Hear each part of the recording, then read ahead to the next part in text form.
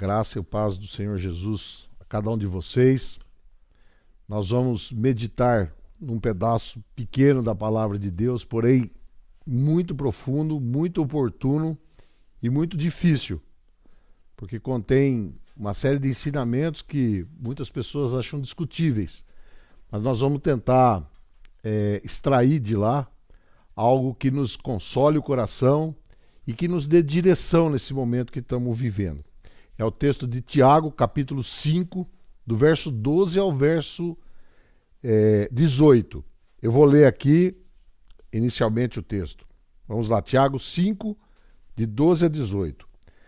Acima de tudo, porém, estou lendo na versão ARA, Almeida atualizada.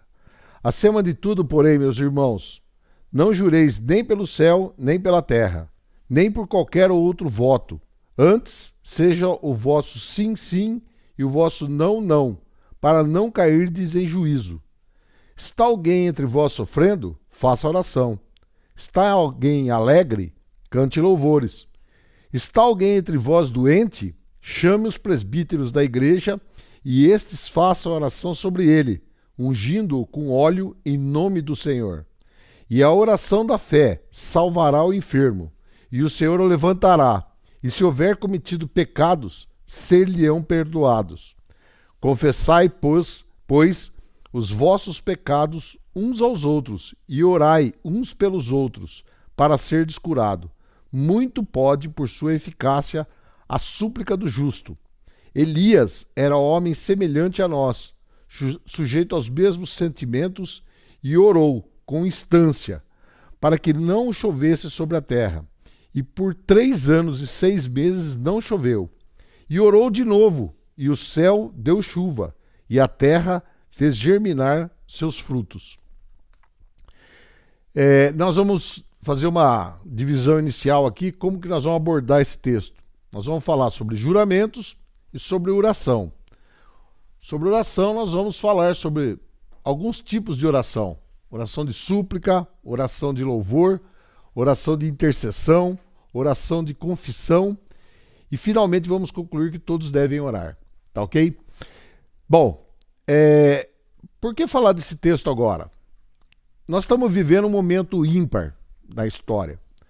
Ficamos perplexos diante de uma verdadeira ciência, daquilo que a ciência tem a nos informar, bem como daquilo que ela tem a nos confundir muitas vezes. Trilhões de dólares estão sendo gastos em inúmeros projetos e mesmo em desvio criminosos de recursos públicos. E todo mundo, nós vemos isso acontecer. E milhões de pessoas estão envolvidas em tentar dar um lenitivo às pessoas que estão enfermas. Milhares de estruturas foram criadas, leitos de UTI, hospitais de campanha. Estamos numa pandemia que é um verdadeiro pandemônio. Muitos ficam no quietismo, aguardando o desenrolar dos acontecimentos. E outros ficam desesperados atrás de uma cura ou algo que esteja disponível em algum lugar ou alguma atitude que eu tenho que tomar para ajudar a passar isso aí ou me afastar disso daí, né? Mas afinal, o que nós temos que fazer? O que nós podemos fazer? Na realidade, sabemos que independente desse quadro trágico que está acontecendo agora, nós já vivíamos num caos quase total da humanidade, né? Mas afinal, o que fazer? O que não devemos fazer? A Bíblia tem uma resposta para essas coisas? Qual seria essa resposta? Então nós vamos dar uma caminhada nesse texto aí de Tiago. Tiago é tido, né, o autor dessa carta aí, que é um verdadeiro sermão, na verdade, né? Ele é tido como um meio-irmão de Jesus, né? E pela ampla maioria dos comentaristas aceitam isso, que esse Tiago se refere àquele Tiago lá de Mateus 14, de Marcos 6, né? E que no começo ele era um descrente, como está descrito em João 7 lá, não só ele, como os outros irmãos de Jesus, né? Mas que mais tarde ele veio a se converter, 1 Coríntios 15 narra isso, né? E que ele acaba se tornando uma coluna da igreja primitiva. E isso Paulo fala em Gálatas 1 e 2, que Tiago era tido como um dos principais lá na igreja de Jerusalém, né? Por isso, Tiago é alguém que tem autoridade sobre os destinatários dessa carta. E os destinatários dessa carta, nós vamos ver, são judeus, cristãos, que saíram na dispersão. Foram para outros lugares porque estavam começando a sofrer perseguição por parte dos judeus ortodoxos.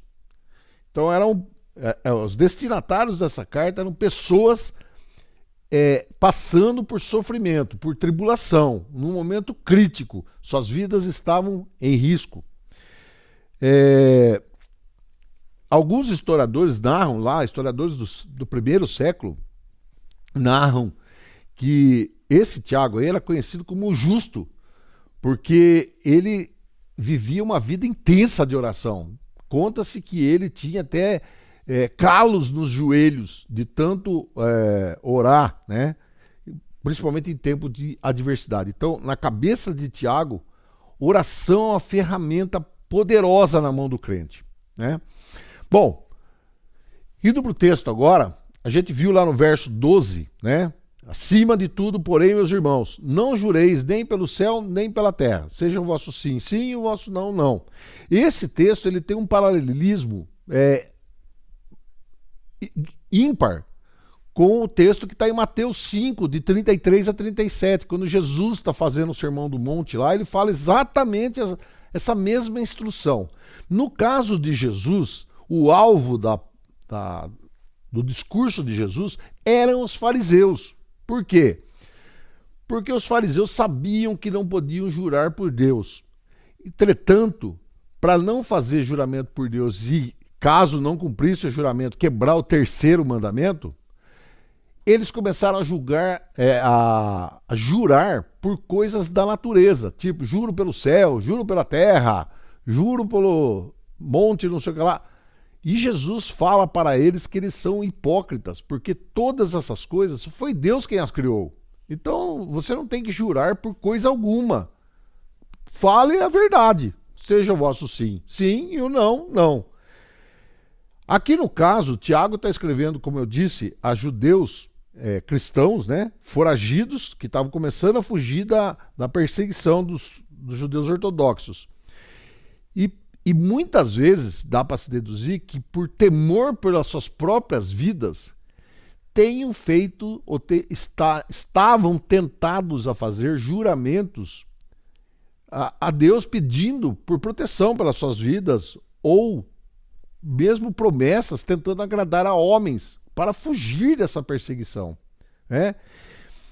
E olha que interessante, quando nós lemos esse capítulo 5 de Tiago, na primeira metade, que nós não lemos aqui, que é do verso 1 ao 11, Tiago está instruindo a esses judeus cristãos a que sejam pacientes, perseverantes em meio às provações. Fala que eles podiam estar sendo pressionados por seus patrões, caso fossem empregados, pressionados pelas situações da vida. Então, que eles fossem pacientes e perseverantes. E depois do verso 13 para frente, Tiago vai falar sobre oração e fé. Ou seja, esse texto do verso 12, ele está encravado aí no meio desses dois blocos. Paciência e perseverança, oração e fé. Aí você vai falar, mas o que tem a ver fazer juramento com essas coisas? Então, quando eu faço juramento para Deus, mirando algo para me aliviar meu sofrimento, para eu tentar promover algo que dê conforto ao meu coração, é como se eu estivesse tentando negociar com Deus, negociar a minha fé. Pedir para Deus, mas algo que eu estou oferecendo através do juramento. Isso significa que eu não estou descansado na graça de Deus. Eu começo a descansar na promessa que eu fiz. E isso é uma barganha, tá? Então, Tiago é como se ele viesse dizendo assim, ó, seja paciente no seu sofrimento, lembre-se que o Senhor está vindo. Lembre-se do exemplo dos profetas, tenha a perseverança de Jó, lembre-se da compaixão e misericórdia do Senhor. Isso é o que vinha antes. Mas agora, nesse verso, ele está falando, acima de tudo, não caia em maldições. Como se você pudesse manipular a Deus por seus juramentos. Em vez de falar isso, fale diretamente, fale honestamente. Confie na graça do Senhor. Confie a Deus em oração, né? Fazer barganha com Deus fere o coração do evangelho. É uma tentativa de confiar no valor da própria oferta ao invés de confiar na graça de Deus ofertada por Cristo na cruz. Então, nesse verso, Tiago está falando que se não descansarmos na graça, estamos condenados, porque aqui na versão que eu li, fala para não cairdes em juízo, mas na versão NVI fala para não cairdes em condenação. Né? E a condenação aí é morte mesmo, né? Outra coisa que esse verso faz, que é bem interessante, para quem conhece bastante das cartas do Novo Testamento, muita gente afirma que Paulo defendia a fé e a graça e Tiago defendia as obras. Essa frase demole essa ideia, ela põe abaixo essa ideia, porque ele está justamente falando que a fé é o ponto central dessa carta. Não permita que o sofrimento conduza você à descrença. Não tente impressionar uns aos outros manipulando a Deus com suas obras, como se as suas obras fossem contadas ao invés da graça de Deus. Então, a integridade deve caracterizar o caráter cristão. Né? Isso é uma prova de fé. Nós não temos necessidade de impressionar os outros. Eu tenho que confiar que Deus trabalha na minha vida, Ele controla todas as coisas. Ele controla todo o universo. E que Ele tem poder sobre qualquer coisa. E eu tenho que descansar nisso. O oposto dessa incredulidade aí é a vida de oração, onde eu creio que Deus age. Por isso eu oro. Fazer juramento não é uma coisa em si proibida, muito menos proibida pela Bíblia, tá? Existem situações na nossa vida que nós temos até que jurar quando vamos prestar depoimento judicial ou qualquer outra coisa. Calvino falava que o juramento a que se refere aqui é o juramento falso, trivial, aquele juramento em conversas rotineiras nossas. Né? A própria Confissão de Fé de Westminster, ela admite juramento quando lícito, né? Que faz parte até do culto do crente. Se você for ler lá na Confissão de Fé, você vai encontrar isso daí. Então, se nós estivermos fundados em Cristo, não há necessidade de apoios e confirmar nossas verdades. A autenticidade da nossa vida precisa ser expressa mesmo através de palavras que dizemos ordinariamente. O sim, sim, o não, não tem que estar em todas as frases que você fala o dia e a noite da sua vida. Você não pode ter um momento em que é necessário que você prove que você está falando a verdade, porque você sempre fala a verdade. Esse é um ponto forte para nós examinarmos como tem sido as nossas falas, o que temos falado. Continuando, no verso 13, do verso 13 ao verso 15, ele vai falar sobre a oração. Né? Então, tá alguém sofrendo? Faça oração. Tá alguém alegre? Cante louvores. Então, os cristãos estavam sofrendo na mão dos ricos opressores, daquelas pessoas que estavam perseguindo os cristãos, os judeus ortodoxos, né? E Tiago em si nos estimula, né? Estimula esses irmãos a suportar o sofrimento, a perseverar e a orar. E ele coloca orar e cantar como atitudes similares para quem sofre, para quem está alegre e para quem está doente. Orar e cantar, sofre, alegre e doente. Provavelmente Tiago está corrigindo algumas atitudes incorretas dos seus leitores, tá? Então vamos tentar desfiar isso aí.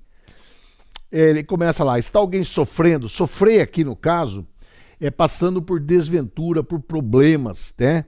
E que consegue suportá-los pacientemente, né? O sofrimento ali, né? É o mesmo termo que Paulo fala para Timóteo lá quando ele está passando por suas aflições, né?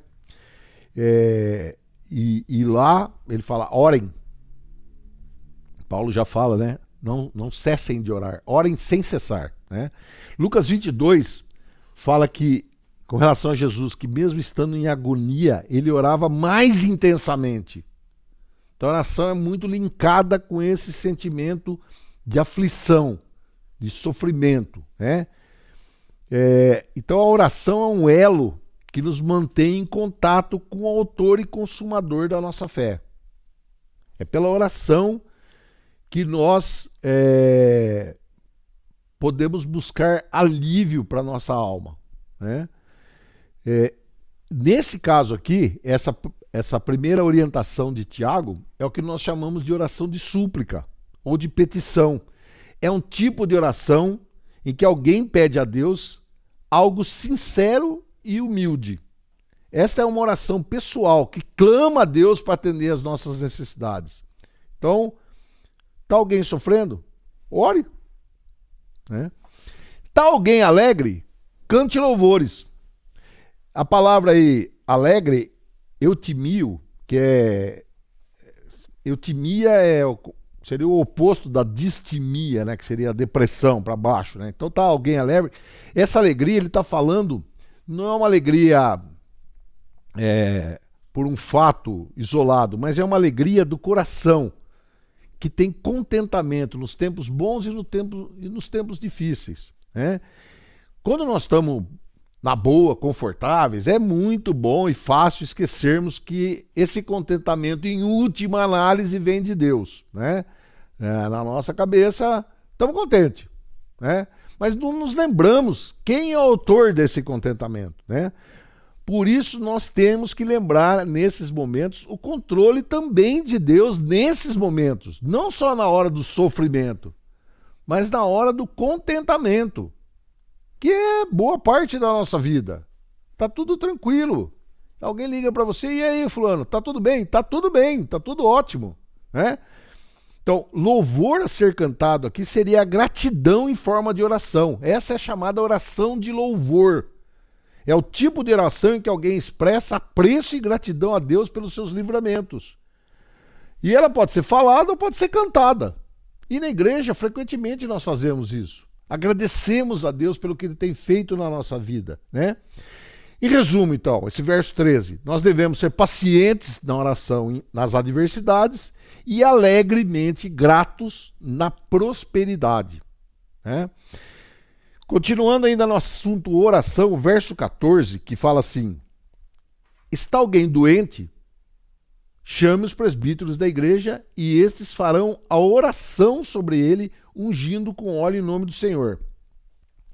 Então ele está conclamando a esses cristãos que no caso de doença, e aí a palavra doença, está alguém doente, literalmente ele está falando, está alguém sem forças, fraco, não consegue nem sair da cama para ir procurar ajuda.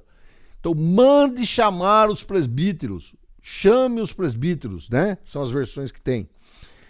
E aí, ele está dando um exemplo da chamada oração de intercessão. Nós vimos a oração de súplica no sofrimento, onde a pessoa ora pela vida dela. Aqui é a oração de intercessão. É semelhante à da súplica, só que é a oração em que a pessoa intercede, intervém em nome de uma outra pessoa. Os presbíteros, nesse caso, intercederiam em nome dos doentes em oração. Esse é o tipo de oração importante, porque nos lembra de considerar as necessidades dos outros e nem sempre focarmos em nós mesmos. É comum fazermos esse tipo de oração também na nossa igreja. Meus irmãos, vamos orar pelos enfermos da igreja. Seu fulano, dona fulana que estão doentes. Nos grupos de estudos semanais, a gente tem esse momento de oração, de intercessão pela vida daqueles que estão adoecidos ou padecendo de algum sofrimento.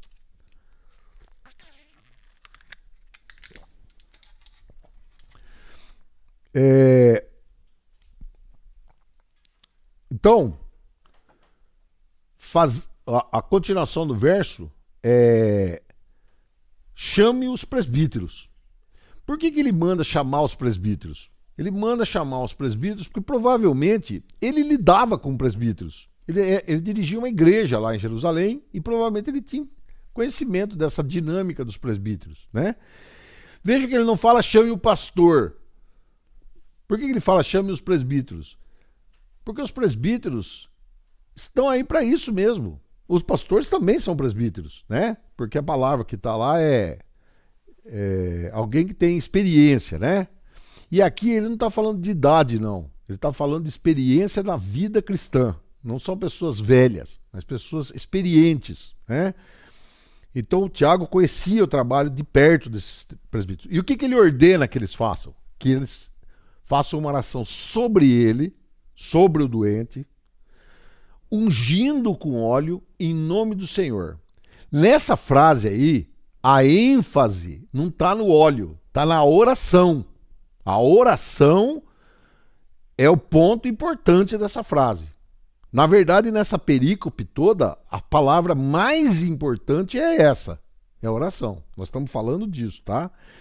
Então, essa visita que os presbíteros fariam à casa do enfermo seria eminentemente espiritual. E veja que interessante, ele está falando para os presbíteros, para mandar chamar os presbíteros, que é uma coisa que nós não fazemos, irmãos. E eu fiquei adoecido, fui visitado por todos os pastores e presbíteros da nossa igreja. Eu não mandei chamar ninguém. Isso é arrogância. Isso é arrogância. Não confiar na autoridade espiritual desses irmãos. Nós precisamos baixar a bola. Baixar a bola. Pedir ajuda. Quando nós estamos doentes, estamos fracos, enfraquecidos, sofrendo, peça ajuda. Peça ajuda. Pois bem, e qual que seria o motivo, então, dessa unção com óleo? Esse é um aspecto extremamente controverso dentro da igreja. Há incontáveis versões sobre isso. Vou me ater aqui a algumas coisas que eu acho que serão úteis para os irmãos. Vai ser bem resumido o que eu vou explicar aqui. No Novo Testamento só tem uma outra citação relacionando uso de óleo com doença. É em Marcos 6, tá? Jesus dá ordem aos discípulos para fazerem isso. Jesus mesmo nunca empregou o óleo para curar ninguém. E esse ordenamento aqui não é uma ordem para instituir um ritual dentro da igreja. Ele não está ordenando, a partir de agora a cura de doente vai ser com óleo. Não. Um dos autores que eu li, e eu achei que ele é o que tem uma visão mais centrada e reúne a maior parte das opiniões, ele vê duas possibilidades. Por que usar o óleo nesse momento? Um seria um propósito prático, uma explicação, né? O óleo era empregado como remédio, portanto, os presbíteros vão se aproximar do doente com recursos naturais e sobrenaturais. Oração mais remédio. Maravilha! O problema é o seguinte, o óleo seria utilizado em qualquer enfermidade? Não, lá naquele tempo ele era remédio para algumas enfermidades. Veja lá no texto de Timóteo, Paulo escrevendo a Timóteo, ele pede para ele tomar vinho com água, para dor de estômago. Então não é óleo. Então o óleo não era para todas as situações. E a outra dificuldade dessa visão, oração mais remédio, seria que os presbíteros, só os presbíteros vão fazer isso, as outras pessoas não podem fazer, não podem ungir com óleo, né? Outros acreditam que seria uma forma de estimular a fé da pessoa enferma, né? Mas não parece que unção com óleo tivesse esse propósito, né? Por isso, é mais provável entender que essa unção com óleo tivesse uma finalidade religiosa, né? E aí, dentro dessa visão religiosa do emprego do óleo, nós teríamos duas possibilidades. Uma possibilidade sacramental, representasse um sacramento, um sinal, né? Ou ela fosse apenas uma simbologia, apenas simbólica, né? Na visão sacramental, oração e óleo teriam o propósito de fortalecer o corpo e a alma do enfermo. E mais tarde, a Igreja do Ocidente foi adquirindo essa ideia de ungir pessoas enfermas e foi levando essa ideia até chegar à progressão da chamada extrema unção, que é praticada exclusivamente pelo sacerdote. No momento, inclusive, que o doente já nem tem muitas chances de sarar daquela doença. Seria um ato extremo. Extremo. Tipo, agora não tem mais nada o que fazer. Nós não pensamos dessa forma. Nós não pensamos dessa forma. Que a cura seria apenas uma possibilidade. Esse texto não embasa, não dá base para instituirmos essa prática de extrema unção, né? Mas na visão simbólica, o Antigo Testamento simbolizava as pessoas como sendo consagradas a Deus, ou objetos consagrados a Deus serem ungidos com óleo, né? Inclusive Cristo é ungido com óleo, né? A Escritura cita que ele é o ungido de Deus, né? Se bem que aí a palavra em grego seria outra. Mas, enfim, mesmo a palavra que Tiago usou aí para unção, ela pode ser que ele está dizendo que a intenção dos presbíteros ao orarem estavam ungindo a pessoa doente a fim de simbolizar que estavam sendo separados para receber atenção e cuidados especiais de Deus. Essa é a intenção. Essa é a intenção que, no meu entender, que melhor explica esse texto. Vou repetir. As pessoas ungidas pelos presbíteros que estavam enfraquecidas, estava simbolizando que essa pessoa que nós estamos orando aqui, ela está separada para receber o cuidado especial de Deus sobre a vida dela. Nós oramos a oração da fé sobre elas, né? Ainda falando um pouco mais sobre unção, alguns autores importantes, como o Dr. Nicodemos, o Douglas Moo, e mesmo o Supremo Concílio da Igreja Presbiteriana, já soltou uma normativa em 2014 sobre isso, que acham que essa prática não tem nada em contrário nas Escrituras que a proíba de ser feita hoje em dia. Não há uma proibição de ungir as pessoas com óleo, né? Mas nós temos que ter muito claro essas coisas. Não é permitido que isso seja feito na igreja, de modo aberto durante o culto. Formar fila de pessoas para serem ungidas, curadas ali no meio do culto. Isso não tem embasamento nenhum nessa passagem. Assim como não tem embasamento, venda de óleo ungido para curar pessoas. Não é isso que essa passagem está falando. E também não está falando que se a gente pegar todos os doentes e formos lá ungí-los todos com óleo, eles serão curados. Não tem fundamento isso. Então, a prática é permitida somente em locais privados, dentro da casa do paciente, né, do irmão que está enfermo, caso ele entenda muito bem esse sentido que eu coloquei aqui. Que ele não atribua a esse ato de ungí-lo com óleo como um ato que isoladamente vai provocar sua cura. A centralidade do negócio não está no óleo, está na oração. E a oração, ela está centrada em quem vai atender a oração, não na própria oração. A fé, a oração da fé, é fé naquele que pode curar. E só tem um que pode curar. Só tem um. Então, há uma advertência que eu devo fazer aqui, principalmente por ser médico. Nós não podemos deixar de chamar a atenção que, embora, como eu disse, nessa passagem o óleo não foi utilizado meramente como remédio, é sábio que as pessoas chamem os presbíteros para orar, creiam que a oração da fé pode curá-lo, mas elas devem procurar ajuda médica. Isso é importantíssimo. Se você está doente, acamado, enfraquecido, chame os presbíteros, o pastor, nós vamos ver mais tarde, chame até os irmãos para orar por você. Mas procure ajuda de quem pode lhe dar remédios. Deus criou a medicina para isso mesmo. Para isso mesmo. Os remédios foram inventados, descobertos, porque Deus propiciou isso. Tá certo? Bom, no verso 15, que fala assim: e a oração da fé salvará o enfermo, e o Senhor o levantará, e se houver cometido os pecados, ser-lhe-ão perdoados. vemos aqui Tiago ressaltar que a oração como uma ação principal, não a ação com a unção com óleo, né? Então a oração da fé, ele fala aqui que vai ser efetiva, né? Pode ser que esse texto desse margem a achar que a oração produz fé, ou ela é caracterizada pela fé, que seria um compromisso inabalável com Deus. Na verdade, a oração da fé é diferente pelo fato da fé estar por trás da oração.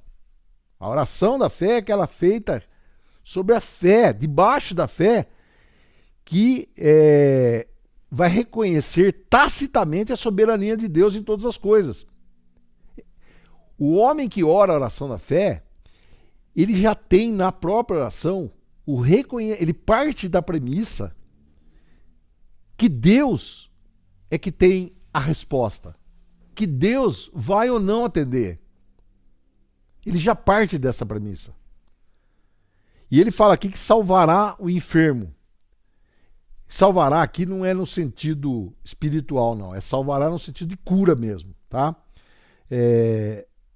Mas nós sabemos que nem sempre os presbíteros vão orar e vai haver cura, né?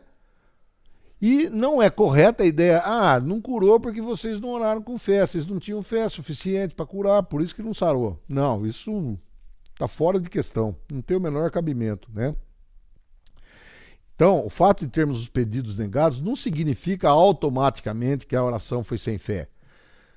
Porque nós vemos exemplo que Jesus mesmo orou lá ao Pai que o livrasse, foi negado. Paulo orou para que o Senhor tirasse o espinho da sua carne e negou. Orou pelo seu discípulo e também foi negado. Então, em Atos 3, os apóstolos entram no templo lá e tinham pessoas enfermas que todo dia eles viam ali, mas somente naquela situação ali é que eles oram pelo enfermo e ele é curado. Então, não quer dizer que sempre que orar vai ser curado, né? E ele fala nesse mesmo verso, então, a oração da fé salvará o enfermo, o Senhor o levantará. E se houver cometido pecados, ser-lhe-ão perdoados, né? Ele já tinha dito lá no começo, Tiago já tinha dito no capítulo 1, no verso 15, que o pecado gera a morte, né? Então, tem 3 coisas que nós temos que aprender aqui sobre essa expressão, os pecados serão perdoados, tá? Primeiro, um pecado específico, porque pode dar a ideia que o pecado é que fez a pessoa ficar doente. Por isso que ela precisa ter o pecado perdoado, para ela sarar. Pode ser que alguém ficou doente por causa de um pecado? Sim. Sempre vai ser assim? Não. Então, 1 Coríntios 11, que é uma passagem que os irmãos conhecem muito bem, que normalmente a gente lê durante a ceia, fala lá, examine-se o homem a si mesmo, e então coma do pão e beba do cálice. Pois quem come e bebe sem discernir o corpo do Senhor, come e bebe para a sua própria condenação. Por isso há entre vocês muitos fracos e doentes, e vários já dormiram, morreram, né? Então, há pecados que levam ao adoecimento. Mas nem toda doença é por causa de um pecado específico. Nem toda doença é castigo de Deus. Esse é o segundo ponto. Mas, nesse ponto, levanta uma peninha para nós aqui. Você tem algo na sua vida que precisa ser confessado? Você tem algo aí que está calado dentro de você e você não pôs para fora? Tenha certeza, meu irmão. Você está carregando um peso, que pode te trazer doença, e essa doença às vezes fica difícil de ir embora, porque você está com dificuldade de confessar esse pecado. Confesse para Deus, em primeiro lugar. Se você tem dificuldade de lidar com isso, confesse para alguém que você confia, que seja um homem de Deus. Mas não fique acumulando, guardando pecados de estimação estocados lá no fundo de uma gaveta da sua mente, do seu coração. Terceiro ponto, Deus está pronto a perdoar os pecados do seu povo e ser-lhe-ão perdoados, né? O momento de enfermidade é excelente para trazer o paciente quebrantado para perto de Deus. A oração da fé e a unção com óleo não deve substituir os recursos da medicina, o qual é uma dádiva de Deus para o tratamento das nossas doenças e do nosso bem-estar. Tá? Bom, chegamos ao verso 16.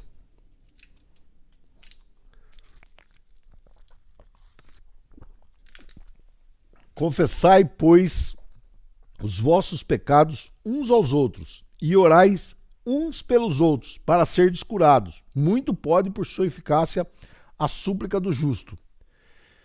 Então, assim como o doente vai confessar seus pecados e pedir oração da fé aos presbíteros, esperando obter perdão e cura,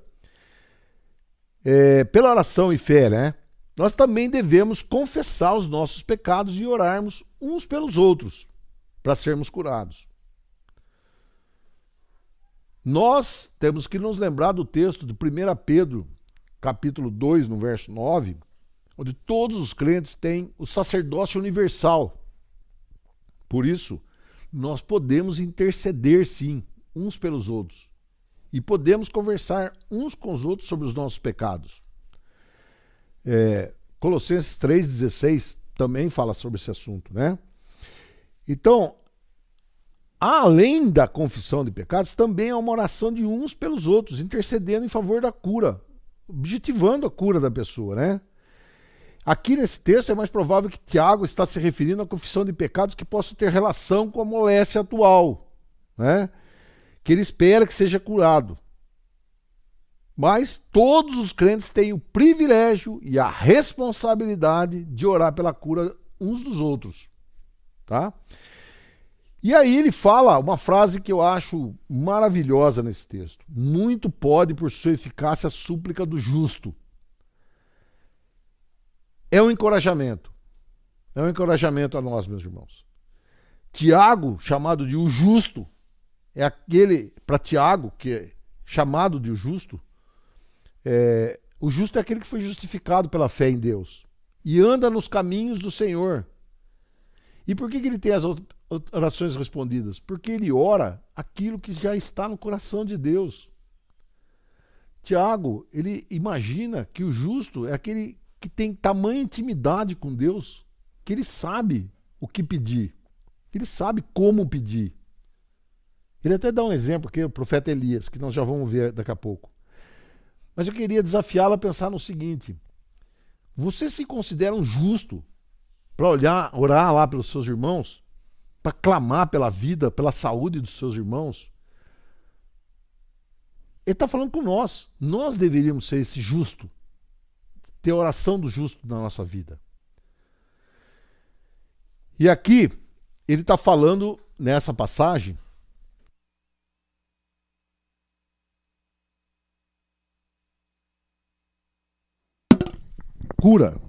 cura de doenças. Então, muitos defendem nessa passagem aqui que ele está falando de cura espiritual, mas isso não dá para ser conclusivo, tá? Ele pode, na verdade, estar falando das duas coisas. Como eu disse, a única menção com óleo curando doença física é em Marcos 6. Então é difícil que essa prática tenha dito com relação a isso. Outra coisa, ele fala nesse pedaço aqui, quem que é o autor da cura? O Senhor o levantará.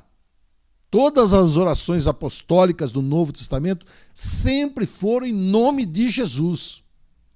Mesmo que alguém tivesse o dom de cura, esse dom foi dado pelo Espírito Santo, né? Então, quem cura é Deus. Quem cura é Deus. Portanto, no momento que alguém está adoecido, não temos que ficar procurando alguém que tenha o chamado dom de cura. Todos nós temos o sacerdócio universal. Nós podemos orar uns pelos outros. E a oração da fé é aquela que reconhece que o Deus soberano vai trazer a cura sobre a pessoa. Em que condições Deus cura? Não dá para falar que há uma correspondência direta, pecado, doença, né? Mas será que a falta de fé não impede a cura? Não dificulta a cura? Quando oramos com fé verdadeira, implicitamente está no nosso coração a possibilidade de Deus ter outros planos. Quando nós oramos com fé, a nossa fé é crer que o Senhor é soberano e o que ele vai fazer é o melhor para nós.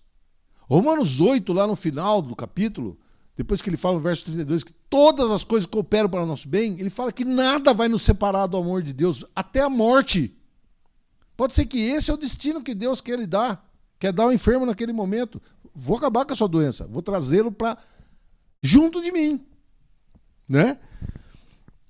E essa vontade de Deus, ela é com certeza a melhor. Por isso a oração nossa tem que ser pedida segundo a sua vontade, né?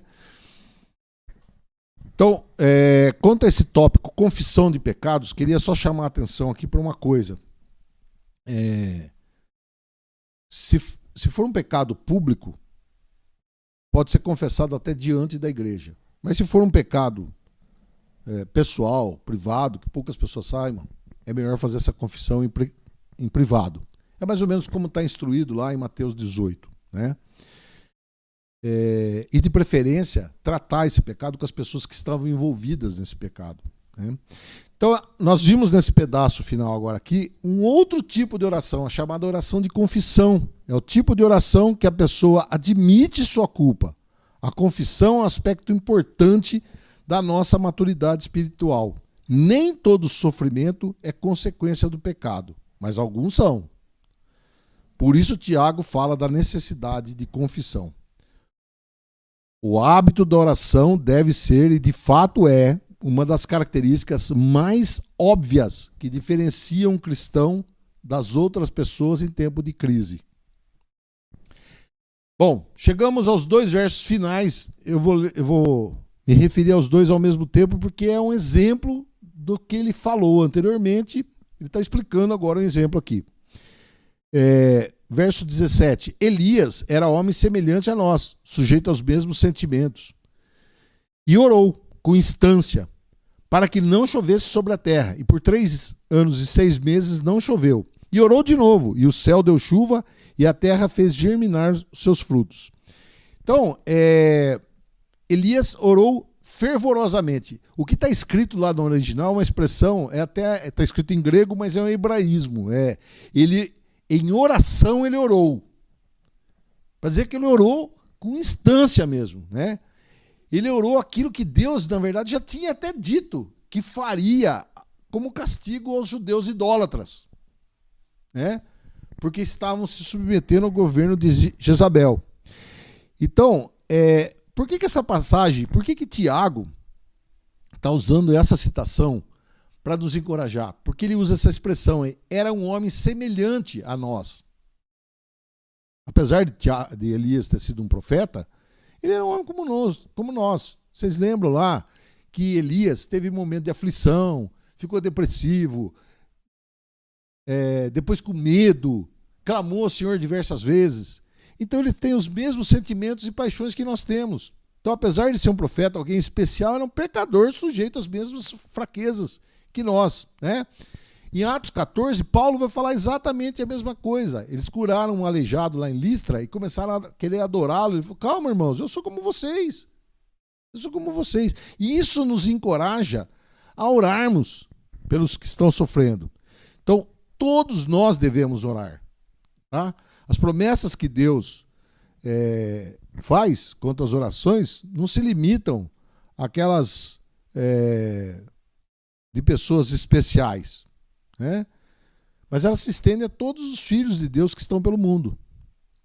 O Deus lá de Elias, ele é o nosso Deus. É o mesmo Deus que nós cremos, né? Bom, o que nós podemos aplicar desse texto? Eu levantei aqui 5 aplicações para a nossa vida. Primeiro, o que nós podemos fazer eficazmente em tempo de aflição? Nós estamos agora debaixo de um tempo de aflição. Queremos ficar mandando e-mail, postar lá no Twitter, postar no Instagram, criticar, mandar mensagem para não sei quem, ofender autoridades, falar mal do médico X, falar bem do Y, falar do remédio. Tudo isso, qual a eficácia de toda essa intempestividade nossa? 0. Não serve para nada. Só serve para deixar a gente agitado, confuso O que nós podemos fazer de fato? Orar com fé. Orar com fé. Com fé que há um Deus supremo, soberano, que não perde o controle e que nós confiamos na providência dele. Ontem mesmo estava lendo um capítulo do livro do Piper sobre o coronavírus. Não há a menor dúvida que foi Deus que cria todas as coisas, controla todas as coisas, quem colocou isso no mundo. Por quê? Ele sabe por quê. Ele tem os propósitos para isso. Jó ficou a vida perguntando, por que isso está acontecendo comigo? Por que isso está acontecendo comigo? Qual a resposta de Deus? Você tem que me adorar só. Você não tem que saber por quê. Porque compete a mim. Então essa ferramenta, orar com fé, está disponível para nós, os crentes que fomos resgatados das trevas e estamos em comunhão perfeita através da obra de Jesus com o nosso Pai Celestial, que tem tudo debaixo do seu controle. Né? Muita gente pergunta por que existe o mal se Deus é bom? Por que o próprio Pai permitiu que o Filho fosse crucificado? Porque Deus tem um controle, ele tem um comando, ele tem um plano. E os seus planos não serão frustrados, nunca. Segunda aplicação. Outros métodos que supostamente trariam resolução aos nossos problemas só nos levam para mais longe de Deus. São enganosos. Além da oração, tem algum outro método? Tem lá, ouvi dizer que se fizer isso, se for orar no monte, se usar o óleo, se não sei o que lá, isso só distancia a gente de Deus. Desvia a nossa atenção. Temos que ser instruídos pela palavra de Deus e orar com fé. É muito simples. 3. Devemos evitar o triunfalismo. O que é o triunfalismo? Achar que nós temos uma oração poderosa da fé. Que nós estamos dotados de um poder superior. Se orar com fé, aí ninguém segura. Embora a palavra de Deus nos diga que em Cristo nós somos mais que vencedores, ele está falando que nós seremos mais que vencedores sobre o pecado, e não sobre as coisas que nos atormentam na vida. Teremos alegria em estar em Cristo, a despeito de qualquer coisa que está acontecendo com a gente. Meu coração tem que estar alegre e contente, tem que ter contentamento em Cristo. Esteja bom, esteja ruim. Vi um pastor conhecido nosso, esses dias na internet, falando que ele discutiu com o professor dele de filosofia no primeiro dia de aula. Que o professor de filosofia falou que a alegria não é uma coisa constante na vida de ninguém. Ele falou assim, eu discordo. Eu sou alegre o tempo todo. Aí, não quis armar celeuma lá, no intervalo o professor procurou ele e falou, por que você fala um negócio desse? Ele falou, professor, eu tenho momentos em que eu sou tribulado, fico chateado, mas o meu coração ele é sempre alegre. Porque eu tenho algo que o alegra a cada momento. Quarta aplicação. Orem uns pelos outros. Orem uns pelos outros. Confortem-se uns aos outros. Se abram uns para os outros. Fomos criados para viver em comunidade. Esse é o ponto mais problemático que nós estamos vivendo nessa situação agora. Nós estamos apartados uns dos outros. Mas mesmo assim, Deus providenciou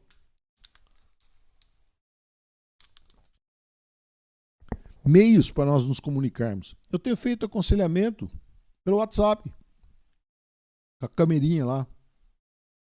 Fiz aconselhamento com uma pessoa, inclusive, fora do Brasil, esses dias. Então, mesmo afastados, mesmo separados, Deus proveu meios de nós nos comunicarmos uns com os outros. E quinta aplicação. Buscar identificar com o que foi falado. Uma das coisas que eu falei aqui foi sobre a oração de louvor.